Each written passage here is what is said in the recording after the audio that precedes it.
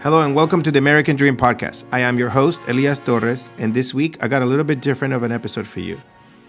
I sat down with the co-chairs of Harvard WeCode, Zhou and Rhea Acharya, to learn more about the largest student-run conference for women in tech in the world. This year's conference takes place in Boston on February 17th and 18th and includes keynote speakers, mentorship opportunities, a career fair, and yes, free meals. If you're interested in attending or sponsoring the conference in the future, click the link in the show notes. During our 30-minute conversation, I learned so much more from Hannah and Rhea than just about the conference. So keep listening to hear their opinion on how women show up in tech today, the opportunities they see in computer science, and get our masterclass on mentorship. Welcome to the show, Hannah and Rhea. Really excited to have you here. This is a little bit different episode in some ways. We're going to be doing some advertisement for an amazing conference that Hannah and Rhea run. But let's introduce yourselves first. Welcome to the show. Yeah, thank you so much for having us. I'm Rhea. I'm a junior at Harvard studying applied math in economics and computer science. And I'm alongside Hannah, one of the chairs for this year's 2024 WeCode Conference. Yeah, and I'm Hannah. I'm also a junior at Harvard. I study computer science with a secondary in economics, and I'm the second co-chair for Harvard WeCode. That's awesome. We invited them here to talk about the conference, not talk about anything else about Harvard. But we also want to talk about, one of the things I do in this show, right? We talk about the American dream, and mainly I just trying to highlight people's stories, right? I think people's stories are amazing, and that's what really makes us human. And I like to inspire people to share their journeys, no matter what happens and how hard it was. And so you guys may not be used to telling your story, so be thinking, because I want to ask you a little bit of where you came from, where were you born here, things that you should always be prepared, right? Telling your story is the most interesting thing. Everybody loves telling their story. So I don't know how often you do it, but who wants to go first? Tell a little story about where you came from. So I'm actually originally from the Bay Area, California, and so I think I'm very lucky to be able to be from there. Most people probably know that it's kind of considered like a big hub for technology, being like in Silicon Valley. And so I think because of that, I was really lucky to be afforded with and like have the opportunity to be exposed to a lot of like software engineering and a lot of just general tech. So both of my parents were and are like software engineers. So I think that kind of definitely inspired me to get into generally computer science. But I think that one thing that I kind of learned more about since coming to college is really the diversity of options that are available for people interested in technology. So I think where, like, for me at least, my view was always very limited. It's kind of like if you study computer science, you become a software engineer, and that's kind of where things end. But I'd say that, like, since coming here and also since starting to help organize WeCode, there are like so many different like avenues for exploring tech, whether that's like PM, biotech, like design, business. Like there's so many different ways that tech is influential in our world. And I think that's also something that kind of we try to emphasize at WeCode. And it's something that I've been really excited to learn about since coming to college, that there's so many other opportunities out there that aren't just like software engineering. Though I know this is already like a very privileged thing to be able to say, the fact that like I already knew about software engineering and that it was something on the top of my mind since I was younger. So two things. In this podcast, we appreciate privilege. Okay, privilege is welcome, and so we need to share more privilege with people that are interested in the American dream story. I think it's a big struggle for minorities, for underrepresented groups to go into CS. And I love what you said, right? Because in fact, I'm working with Carla Broadley. She was a Northeastern she was the dean at Northeastern Computer Science. And what happens is that underrepresented groups, they're afraid because they're like, or women, right? They would be like, oh, I don't see a CS. Oh, I don't want to sit in a chair banging at the keyboard all day. That looks extremely boring. It's not maybe what you might be interested in. you have other interests to yourself as a person, as a human being, depending on your upbringing. And so what they did at Northeastern is that they created this combined majors, right? This is a Harvard conference we're talking about, but I have to advertise Northeastern because I got now two kids on the way there, one in there and one on the way. And I love Northeastern. But I went to Harvard too. So, if I went to Harvard, I'm going to tell you I went to Harvard. And so what happens is that, so it is great to have combined majors because that way you can test two things that you want, right? And then just have extra ability. So I love that people should understand that going into CS just only really means opening the doors to do whatever you want, right? It's like a superpower people don't know. Rhea, what's the story? You had a lot more time to think about it, so it's gonna be good. No pressure. I okay. I think my story is a bit different than Hannah's. Well, I definitely did not grow up in the Bay Area.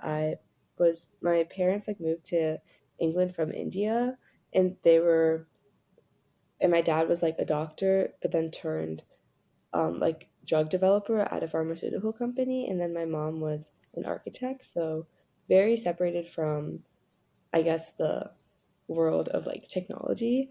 But and then we moved to Indiana, and I'd say like growing And up, Indiana is I full of tech, right? It's just it's basically just like, I don't know, everything but tech. I feel like you have like doctors, like lawyers, engineers, like schools, architects, and that's about it. And farms, I guess. But yeah, so I grew up like very, like never took a CS class until my senior year of high school, and then even that, it was a year-long class, and I was the only girl, and it was also like the COVID year, so I dropped it like halfway through the semester and never thought I'd like touch coding again. And then I came to college and took another class, sort of just because I needed something to fill in my schedule freshman fall, and it was taught like so much better, and there I had like so much more community and friends there, and it really felt like inspired by the way that like CS can help us like build products at scale. I think um even now I have like some of those same worries that we talked about before of like how to combine my multiple interests, because I think a lot of why I like CS is just because it allows us to like make impacts in like other areas, but just like on a bigger scale, and it's more of like a tool that we can use in our lives rather than like um an end in itself. Mhm. And so I think that's still something that I'm sort of trying to figure out as I like navigate the beginnings of my Yeah. career. And the problem is that we put so much pressure that CS has to be about becoming that the male paradigm of coding, right? Of neck beard, neck nerds, and just be like, this is how we code. When in reality, it's just about using technology to further humanity, right, or to accomplish change. In fact, I just came back from New York, and I was on a Women on AI event conference, and I was the only guy on the panel. But it's because I had work on paid leave.ai, which was to help women and families and parents to get access to paid leave, extra money to spend more time with your children or adopted children or caring for a sick parent at home. So it was awesome to be there because it was a lot of women founders in AI, a lot of women journalists, and so it's just getting a different perspective than the usual event. This was completely inverted. I was like almost like the only guy in the room, about 50, at a breakfast in New York City. Reshma invited me, so it was great. Um, so awesome. Let's talk about the conference. That was the whole point of the podcast. Or we can talk more about the issues of women in CS, which I am a witness to. Um, what is this Harvard WeCode? The WeCode part stands for like Women Engineers Code. So Oh, yes, so it is like a fancy acronym, which we have a lot of acronyms for things here. But just for like a brief overview, we are the largest student-run conference for women in tech in the world, so super exciting. And our overall mission is really just to kind of promote diversity and foster a sense of community for women in tech. So we're hosted normally over President's Day weekend. So the conference in 2024 will be coming up in just a few weeks. It what's spans the two date? I don't days. even. What day is it? Oh, February 17th and 18th. Yes. Where is this conference? Yes. And this conference takes place in Harvard Science and Engineering Complex. So it's in Alston, just across the river from the main Harvard campus, which is like a really nice new Is that where the modern innovation looking lab is? space. Yeah, it's right across the street from the Innovation Lab. Okay, got it. Okay, good. What's the website? It's just Yeah. harvardwecode.com, I think. .com. Look at you guys, fancy. Yes. And we also post a lot on our Instagram, which is also at Harvard WeCode. So you can find a lot more information there as well. So my daughter goes to Northeastern. Can she come? Yes. The conference is really open to undergraduates who identify as like women or non-binary, anybody from the US or international if they're able to make it. We're super excited to like welcome any students from any background, freshmen through seniors, who are interested in like learning more and participating in the events. Yeah, and we cater to both like in-person and virtual attendees. So if people are like too far away or only hear about the conference last minute and can't make travel plans, then they're fully encouraged to join virtually. But we do, at least for those like, for example, from Northeastern or from more local schools, we really encourage in-person attendance. We also offer things like group discounts if like large student clubs or student groups want to come together. They can like purchase tickets at a discounted rate. Wait, you have to pay for this conference?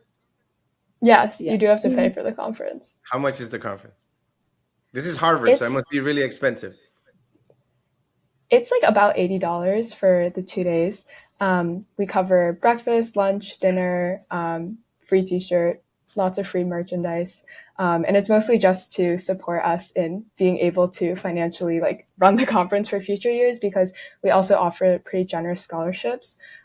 So I think this year we're awarding more than 100 students, pretty big sums to help with their transportation, and like housing because we know it's like difficult for President's Day weekend. And so I think this is really where most of our funds, basically all of them, go back into scholarships and just making the conference like better for future years. What do I get? What does somebody else gets? I don't get it. Value for paying the $80. What's going to happen inside? I come out of there what? I enter as this way and I come out what? I think like we try to achieve like a number of different purposes throughout the course of our conference. So we have, well, first of all, we really hope that WeCode as a whole is like a great community for people, for students from across the country, across the world to like meet one another. We have like an internal like messaging system that we've set up and a lot of other ways for them to like network and socialize. And then beyond that, we have obviously like events, like we have like 4 or 5 different events across every time block that students can choose to attend. And so these events include things like just like your typical like keynote speakers and lectures and panels and fireside chats, but then we also try to have like some more like interactive workshops where they can work on maybe applying for jobs and like presenting themselves, or also like more like technical like coding skills. And then we also, even like within our like panels and speakers, we try to have like a lot of diversity in order to like portray the many different sides of tech. So for example, uh, one of my favorite panels that I attended just like as a board member last year was on data journalism. And I thought that was super cool because I was like interested in like journalism and storytelling, and it was interesting to like hear the perspective of how like technology and like CS backgrounds can like make an impact in that space. And then on the Sunday we have like a half day of programming, and then the like post lunch we launch into a career fair. So a lot of our sponsors and like a lot of our big corporate sponsors and also a lot of like smaller startups that are more local will come to the career fair, and it really gives students a great opportunity to like talk to these companies, like see if they're hiring for positions or even just like make connections there. Yeah. If anybody, all the tech companies complaining, oh, we can't hire women, we can't find women, they just got to sponsor your conference and they got to show up and recruit them. It's just so simple. Now I'm going to ask you the hard hitting questions, kind of like when you're starting a company and the investors come, or people are like, well, so what's your revenue? And then all the founders go, well, we keeping that confidential information. So how many people show up at this conference? 10, 20? In years prior, we've had like more than 1,000 attendees. So Whoa, this is a maybe big around like, deal. yeah, so maybe around like 60% in person and 40% virtual. So I definitely say it's a pretty, we're excited to be able to have like a lot of students come and benefit from the conference. Wow, this is legit. This is pretty good. What else? What else you want to tell us? But this is great. I'm really excited. Love seeing women leading and taking charge and building a place of community. I think that's extremely important, right? Because we humans have many different dimensions and facets, and I personally think I cannot be myself in every one of the circles that I'm in, right? I have to, in different circles with different people, I talk in different ways and I talk about different things and I connect it to a different degree, right? So people need to respect and allow for and promote more events where we can find different tribes of ours because we belong to many different tribes in this world. So glad you're doing. Anything else you want to tell us? I guess just like one other thing that I wanted to add on to the last point that we talked about in terms of like opportunities or what can like an attendee get out of coming to the conference beyond like some free meals, which I always think are nice. I think something else that our attendees really like are that we have mentorship circles. So those are opportunities for like, obviously, if there's so many attendees at the conference, there's probably going to be like 100 or 50 to 100 people per event. So I don't think you necessarily really get that much like direct interaction with the speakers. Even if they are really cool, you can ask them like a question or two.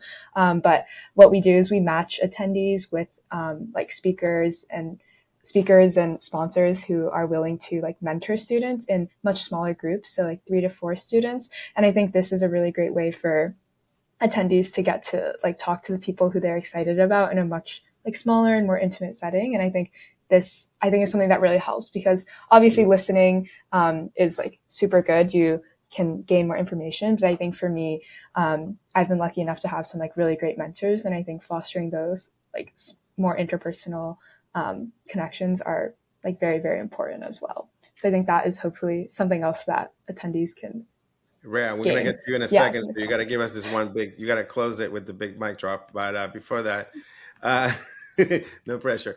I think what you said is really powerful. I think that, but I'm gonna give a little bit of advice on top. It's really the network is important. Absolutely, I think that, and you creating a place that is safer, especially for women, right? For women to go at a blended conference, big conference usually will be male dominated. Is so much more overwhelming to like go into like some male speaker, blah blah, and the dynamics are just weird, and unfortunately are not so beneficial and welcoming for women.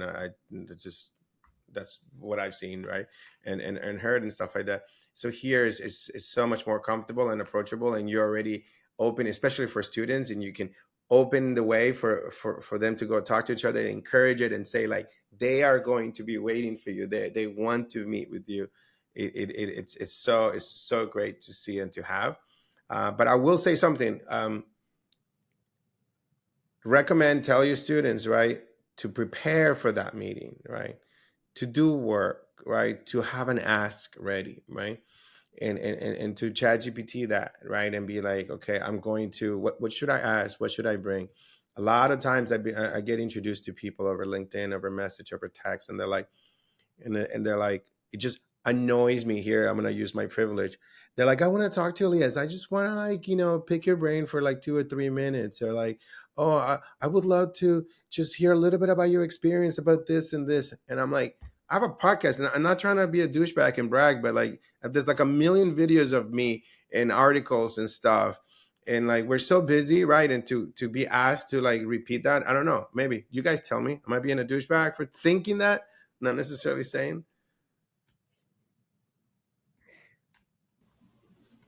Save me. I guess. Don't leave me hanging like this. Rhea, do you have thoughts, or I can go?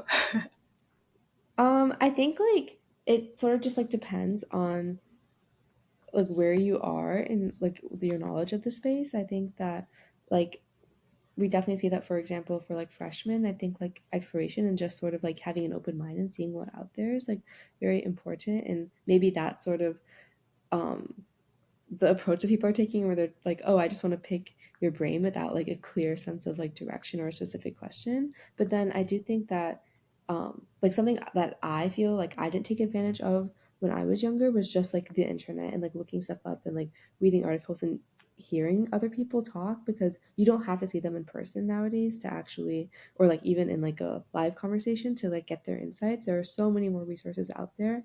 Yeah, And I think just spending time with yourself and with like these resources before you go out and like um ask to talk to people in person can make those later conversations all the more meaningful. exactly. I just gonna add on that I think sometimes people do have like something they want to get to at the end of the conversation, or like some kind of action item or ask. But I think even for me, sometimes it feels maybe a little bit daunting or scary, like reaching out to somebody directly for like an opportunity, being like, oh, I like their end goal is maybe just to get a referral. But what they say is like, oh, I just like to like talk for a few minutes. And so I think this is maybe coming, especially I think maybe women might suffer from this more, like Yeah. feeling not as confident to like directly ask for things. So I think that might be kind of actually, or like in some cases might be what is going on like behind the scenes. Yeah. Whereas like they themselves already feel very well researched, and like they know what they want, but they're scared to maybe directly ask, or they're scared to be turned away or turned down. Which I think that in almost like all cases, people are happy to like, or many people are happy to help out. So I think being more direct can definitely Yeah, be I beneficial. think so. This is awesome. Let's talk a little bit more about that, right? I think you did it. I think you found the issue, right? That maybe, right, is that guys are like, people in my position that we have less time, right? So we're more impatient. So the less time we have, the more direct we want to be, and he suits us to be rude and impersonal and just be like, I want this, give it to me. But maybe, I don't know. What do you think? Is that a good thing to encourage more women to be a little bit more direct and say, because the problem is, the reality is that you're at the end of the panel, the mentor comes down a little bit from the stage, and there's a line of people want to talk to them, and so you really don't have time for that, like, so you grew up in Indiana, right? The problem is that you have to kind of read the room, right? And you can't, sometimes there's just no time, and there's other people that are going to be more aggressive, and they're going to take your time, right? And so, like, do you think it's okay to tell them, be more direct, just prepare your question, what's your ask, right? It's like, look, I would love to connect with you later, I know you're really busy, just the main reason is that I want to work at your company. I was looking for a referral, right? I'm looking for a mentor in there. I graduated in a year and a half, can I stay in touch with you, right? And they might say no, but they might, some questions you can ask them in a way that they can say no, or if they say no, it doesn't matter. But as opposed to like, can I pick your brain, or tell me a little bit about yourself, don't, I think it's like, tell me a little bit about yourself. It's like you said, Rhea, right? So many opportunities to find information. Do you give advice to the students a little bit on that, guiding them? Yeah, I think we have like a mentorship guide on kind of like general, like outlining Yeah. kind of some tips and tricks for when approaching your mentor. I do think that also, though, that sometimes like fostering some kind of sense of connection can be helpful before like directly asking. Yeah. So I think it's kind of like situational, and I It's think like you situational. mentioned, it's all like different people have different preferences on like how they would like to be asked. So for example, like now, if I was to like ask you for something, I would know to be like very direct and to the point. But I think some of our mentors, because our mentors are like a very wide range in their career, like some of Absolutely. them are also kind of just starting out. So I think some of them might like benefit from I having agree. like a few seconds to be like, oh my God, you're from Indiana. I'm also from Indiana, or something like that. I think to build like a sense of rapport among the mentors and students. Okay. Yay I for the small talk. Just kidding. I Right. will say, just in general, like I think I used to approach mentorship in a very like formal way. Like it sort of, I would treat like mentor conversations almost like interviews, and that like I would make sure that I was like as well prepared as possible for them, and like was giving like these like perfect responses and acting like I knew what I was doing. But I think really the whole point of mentorship is like is that like they're there to like help you in some way and like give you advice. So it's okay to like not present like the most like perfect version of yourself. And I think you should try to be as authentic as possible, talking about like your fears or your worries or like all any of the like complex thoughts you might have about whatever like Right. you're talking about, because I think that's when they can give you like the most meaningful advice and where you can have the best conversation. Because otherwise, if you go in acting like you know everything, then they're not going to be able to help you that much, and Yeah. you will sort of come away with the same as you went in. It's like you have no idea. Like I'm at the point that when people come and they ask me for advice, I said, no, you don't want to hear my advice. Don't worry about it. Because the mentor wants to talk. Everybody wants to talk. So I love how, yeah, this is why diversity is important. I think we rounded out a good message about mentorship, right? One, read the room, read the situation, and do make a personal connection, right? Hannah's point there. Second, my point is be ready for your ask, right? Whether you ask it or not, prepare ahead of time of what you want, right? Be clear of why you're connecting with that person, because if not, that person leaves it like while we were talking, right? And then Rhea finishes it off with be vulnerable. Don't go there trying to show them that you know everything. The whole point is for you to learn from that individual and be vulnerable. Don't make it too formal. Wow, there you go. We just wrote a masterclass on mentorship. Thank you very much. It was awesome having you on the show. Learned a lot. Really excited to see you grow in your careers. If you ever start a company and need funding, call me first. And then, We and will. when you're graduating, call me too. Like I'm hiring. Thank you so much for being on the show. Thank you so much for having us. Yes, thank you. Thank you for listening to the American Dream Podcast. Make sure to subscribe so you never miss a new episode. And share the episode with your friends. Our work isn't done until everyone has equal access to their dreams.